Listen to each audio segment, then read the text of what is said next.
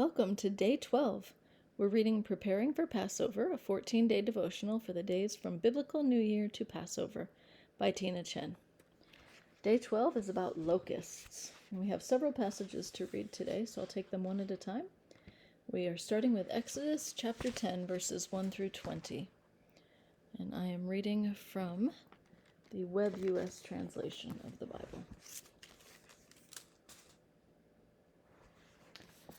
Yah said to Moses, "Go in to Pharaoh, for I have hardened his heart and the heart of his servants, that I may show these my signs among them, and that you may tell in the hearing of your son and of your son's son what things I have done to Egypt, and my signs which I have done among them, that you may know that I am Yah." Moses and Aaron went in to Pharaoh and said to him, "This is what Yah, the God of the Hebrews, says. How long will you refuse to humble yourself before me? Let my people go, that they may serve me.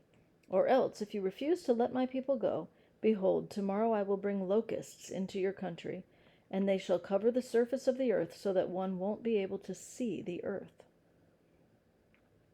They shall eat the residue of that which has escaped, which remains to you from the hail, and shall eat every tree which grows for you out of the field. Your houses shall be filled, and the houses of all your servants, and the houses of all the Egyptians, as neither your fathers nor your fathers' fathers have seen, since the day that they were on the earth to this day." He turned and went out from Pharaoh. Pharaoh's servants said to him, "How long will this man be a snare to us? Let the men go, that they may serve Yah their God. Don't you yet know that Egypt is destroyed?"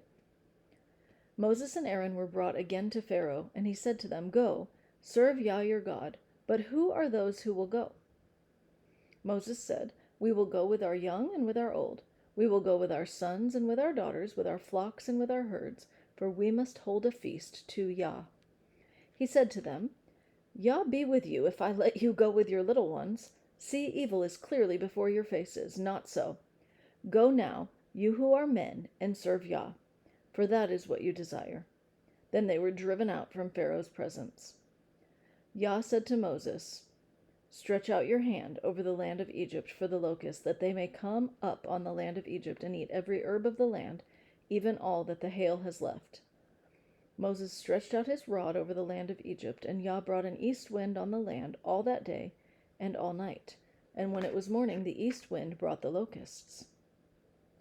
The locusts went up over all the land of Egypt and rested in all the borders of Egypt. They were very grievous.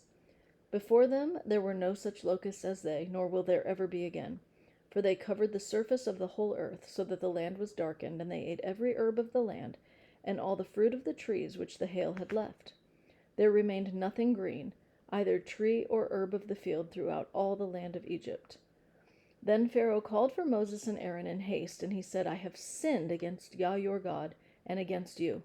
Now therefore please forgive my sin again, and pray to Yah your God that he may also take away from me this death." Moses went out from Pharaoh and prayed to Yah. Yah sent an exceedingly strong west wind, which took up the locusts and drove them into the Red Sea. There remained not one locust in all the borders of Egypt. But Yah hardened Pharaoh's heart, and he didn't let the children of Israel go.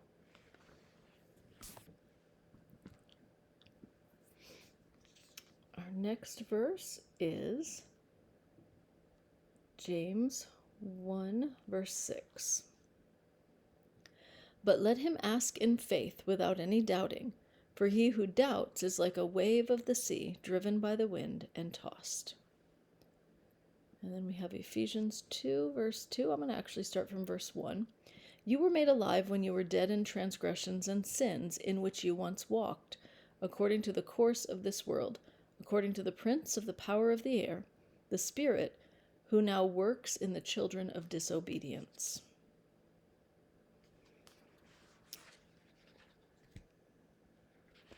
Day 12. Locusts. The eighth plague mirrors the seventh in many ways. In the same fashion as the way that Yah gave a reason to Pharaoh and the Egyptians for the plagues before the seventh one, he gave an explanation to Moses and the Israelites before the eighth one. Yah told Moses that he was demonstrating these signs so that the Israelites would be able to tell their children and grandchildren about the mighty things he had done, and so that they would know that he was Yah. Pharaoh was again given an advance warning before this plague, and his servants begged him to give in to Yah and let the Israelites go. They even asked Pharaoh if he was oblivious to the fact that Egypt was being destroyed by these plagues. Pharaoh tried to negotiate with Yah through Moses and allow only the men to go and worship Yah, but it did not go well, and Moses and Aaron ended up being driven from Pharaoh's presence. Again, mirroring the last plague, this one was initiated by Moses raising his staff over the land of Egypt. Scripture tells us that Yah caused an east wind to blow all day and all night, and in the morning it brought a plague of locusts, the likes of which had never been seen in Egypt. They invaded the land and ate everything that hadn't been destroyed by the hail. The ground was completely covered with them, and when they finished, not one green thing remained. Egypt was left on the brink of starvation, with every crop decimated by either the hail, the locusts, or both. As in the last plague, Pharaoh again admitted that he had sinned against Yah, and begged Moses to intercede for him and bring an end to this deadly plague. Moses did so once again, and Yah reversed the wind and drove all the locusts out of Egypt and into the sea. But Pharaoh still refused to let the people of Israel go. This plague humiliated many of the same gods as the plague of hail had done, namely those of grains and harvest. But the mention of Yah's control of the wind several times in the biblical account of this plague indicates that the Egyptian gods of air and wind may have been the real targets of this one, since the gods of provision, sustenance, grains, and harvest had already been exposed by several earlier plagues. The Egyptians revered a god of air and a god of the wind, as well as one specifically in charge of the east wind and another in charge of the west wind. The way this account describes Yah causing and reversing the wind at will shows that this plague was a clear assertion of his superiority over the numerous gods to whom the Egyptians had been attributing the power of the air. This plague provides us with yet another opportunity to search our hearts and make sure we are fully relying on Yah alone for the daily provision of our needs. It also serves as a good reminder for us that there is no situation outside the realm of his control. No matter who or what we think is responsible for the way the proverbial wind is blowing in our lives, we can be encouraged and confident that Yah is fully capable of reversing it in response to our prayers. We no longer need to be like waves that are driven and tossed by the wind, James 1:6, because we no longer follow the ways of the evil one, who considers himself to be the prince of the power of the air, Ephesians 2:2.